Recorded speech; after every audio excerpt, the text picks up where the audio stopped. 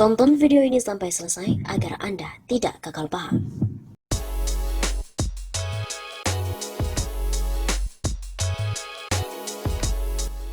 Halo Sobat 651 Safa, kembali lagi bersama dengan kami untuk mengulas fakta-fakta perpolitikan yang terjadi di tanah air. Berita kali ini datang dari parpol pendukung Jokowi, di mana mereka mendominasi kasus korupsi. Gerbong parpol pendukung Presiden Jokowi mendominasi kasus korupsi. Antara 2014 dan 2017 dari 31 kasus korupsi, parpol 22 diantaranya sumbangan koalisi parpol pendukung Presiden Jokowi. Demikian Ketua Dewan Pengurus ID Abdurrahman Syekh Bakar dalam artikel berjudul Parpol, Politik, Kriminal, dan Otoritarianisme Korup Rezim Jokowi. Kata Abdurrahman, pada 2018, 21 kepala daerah terjaring operasi tangkap tangan atau OTT KPK, dan hampir seluruhnya berasal dari barisan parpol pendukung pemerintah. 8 kader PDIP, 5 kader Golkar, 2 Nasdem, 1 Perindo, dan 1 Partai Nasional Aceh. Sisanya dari parpol non-koalisi Jokowi yaitu 2 kader PAN dan 1 berkarya. Sementara Bupati Pak Barat, Sumatera Utara, kader Partai Demokrat, mendeklarasikan dukungannya kepada Jokowi pada Pilpres 2019 tidak lama berselang sebelum ditangkap oleh KPK. Kisah rakyat menderita akibat salah urus negara dan dampak pandemi COVID-19. Para koruptor dan parpol malah berpesta pora menjarah uang negara. Sebut saja korupsi bansos oleh ex-Mensos Juliari Batubara, Wakil Bendahara Umum PDIP yang memotong hampir 40% dari 6,28 triliun rupiah total anggaran bansos sembako Jabodetabek. Sekitar 2 minggu sebelumnya, pada akhir November 2020, ex-Menteri Kelautan dan Perikanan Edi Prabowo dari Gerindra terjaring OTT KPK atas gratifikasi izin ekspor benih lobster, dibantu dengan kader PDIP. Belum lagi menyebut skandal suap anggota KPU oleh Harun Masiku dari PDIP yang keberadaannya hingga kini pun masih raib. Masih panjang daftar skandal korupsi era otoritarianisme korup rezim Jokowi yang banyak melibatkan elit parpol, baik di pusat maupun di daerah. Ia mengatakan skor indeks persepsi korupsi atau IPK Indonesia pada tahun 2020 anjlok dari 40 menjadi 37, membuat posisinya merosot 17 peringkat dari 85 menjadi 102 di antara 180 negara. Posisi Indonesia berada di bawah Timor Leste dan juga Ethiopia. Anjloknya IPK Indonesia tersebut menunjukkan penyuapan dan pencurian dana publik oleh para pejabat negara dan juga politikus semakin luas dan semakin luas. Juga menggambarkan absennya kemauan politik negara dalam pemberantasan korupsi. Alih-alih memimpin perang melawan korupsi dan juga arus politik kriminal, kata Abdurrahman, Presiden Jokowi justru memfasilitasi pembusukan KPK. Upaya membusuki KPK dilakukan secara sistematis sejak awal berkuasa melalui skenario kriminalisasi Ketua Abraham Samad dan Wakil Ketua Bambang Wijoyanto pada tahun 2015. Kasus penyiraman air keras terhadap penyidik senior KPK, Novel Baswedan pada April 2017 hingga kini menjadi misteri. Jokowi enggan memerintahkan pengusutan secara tuntas untuk membuka otak di balik penyerangan sadis ini. Hanya pelaku lapangan yang dihukum ringan. Puncaknya revisi Undang-Undang Nomor 30 Tahun 2020 tentang KPK pada akhir 2019 yang mengebiri kewenangan luar biasa dari lembaga anti korupsi ini sehingga tidak bisa lagi melaksanakan tugasnya secara efektif.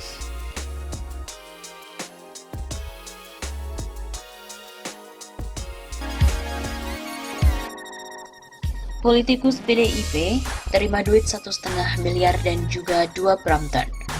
KPK telah melaksanakan rekonstruksi pengadaan bantuan sosial untuk wilayah Jabodetabek 2020 di mana digelar pada hari Senin 1 Februari kemarin di gedung KPK Lama Jakarta Selatan. Dalam salah satu adegan reka ulang digambarkan terjadi pemberian duit antara Hari Sidabuke, pemberian suap dari swasta kepada Agustri Yogasmara alias Yogas. Yogas diketahui merupakan senior asisten Vice President Bank Muamalat Indonesia. Di tak nama yang menempel pada sosok Yogas, dituliskan ia adalah operator dari Ihsan Yunus, politikus PDIP.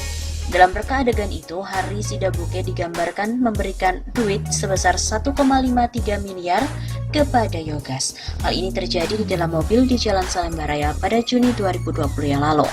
Dalam reka adegan selanjutnya digambarkan kembali pertemuan antara Hari dan Yogas pada November 2020 dan kali ini pertemuan dilakukan di PT Mandala Hamonangan Sude. Dalam kesempatan itu Hari nampak digambarkan memberikan Yogas 2 unit sepeda Brompton yang kemudian dimasukkan ke dalam mobil dan status Yogas dalam reka adegan masih sebagai Ihsan Yunus. Ini bukan satu-satunya nama Ihsan Yunus yang muncul dalam reka adegan. Di awal reka adegan digambarkan Ihsan Yunus juga bertemu dengan Syafii Nasution, di mana diketahui merupakan Direktur Perlindungan Sosial Korban Bencana Alam, Kementerian Sosial.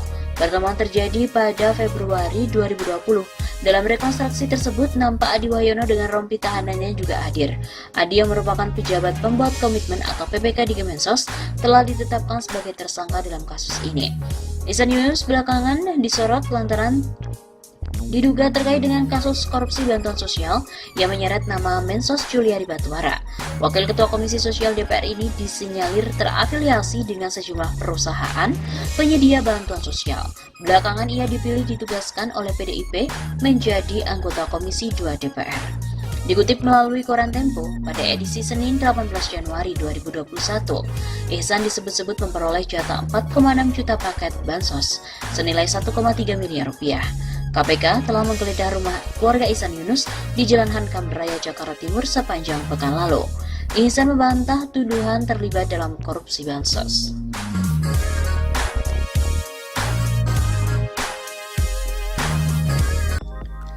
Saat pandemi, proyek 80 triliun rupiah tetap dilelang.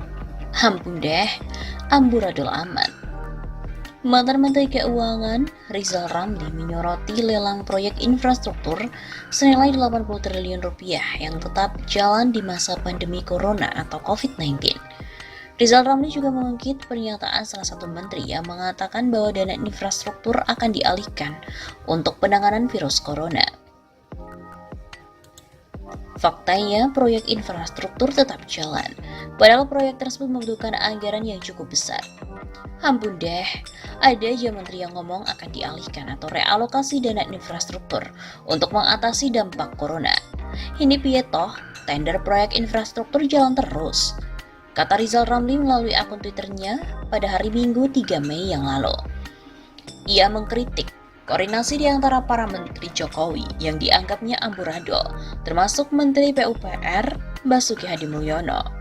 Mas Basuki, jangan gitu dong, amburadul amat sih koordinasinya. Begitu kata Rizal Ramli. Sebelumnya, Kementerian PUPR telah menawarkan proyek ruas tol dan jembatan senilai 80,5 triliun kepada swasta. Penawaran dibuka untuk 6 proyek sekaligus dengan skema kerjasama pemerintah dan juga badan usaha. 6 proyek itu yakni pengembangan jalan tol Semadan-Balaraja senilai 15,5 triliun rupiah, jalan tol Cikunir Ulunami 21,5 triliun rupiah, jalan tol Sentul Selatan Karawang Barat 15,3 triliun rupiah, jalan tol akses Patimban 7,5 triliun rupiah, jalan tol Semarang Harbor 11,7 triliun rupiah dan jembatan Batam Bintan 8,7 triliun rupiah. Akan tetapi, dari seluruh proyek tersebut baru satu ruas tol yang siap untuk dilelang. Sisanya masih dalam tahap review dokumen. Jalan tol Semadan-Balaraja saat ini dalam tahap siap dilelangkan. Begitu kata Direktur Perumusan Kebijakan dan Evaluasi Ditjen Pembiayaan Infrastruktur PUPR Heri Trisaputra Zuna dalam acara Market Sounding pada hari Kamis 30 April yang lalu. Menteri PUPR Basuki Hadimulyono memastikan proses lelang proyek ini bakal terus berjalan sesuai dengan jadwal yang sudah ditetapkan meskipun terhimpit virus corona. Katanya tak akan menunggu setelah pandemi baru mulai, tapi dari sekarang sudah mulai persiapan. Untuk setelah pandemi mudah-mudahan bisa berlangsung kerjanya. Begitu kata Basuki dalam telekonferensi penyelenggaraan market sounding.